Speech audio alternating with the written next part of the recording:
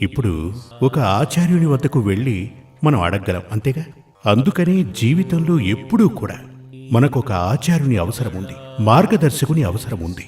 మనం ఒక వాహనంలో వెళుతున్నప్పుడు ఒక డ్రైవరే ఆ వాహనాన్ని నడుపుతుంటాడు. బస్సుల్లోనూ రైళ్లలోనూ వెళుతుంటాం, ఫ్లైట్లో వెళుతుంటాం. అక్కడ ఒక వ్యక్తి మనల్ని కంట్రోల్ చేసుకుంటూ తీసుకువెళతాడు. అతను ధర్మబద్ధుడు అయ్యుండకపోతే మన పరిస్థితి ఏంటి? మనకు ప్రమాదం కదా. అతను ధర్మబద్ధుడే అయితే సకల ఆపదల నుండి మనందర్నీ కాపాడి లక్ష్యానికి చేరుస్తాడు.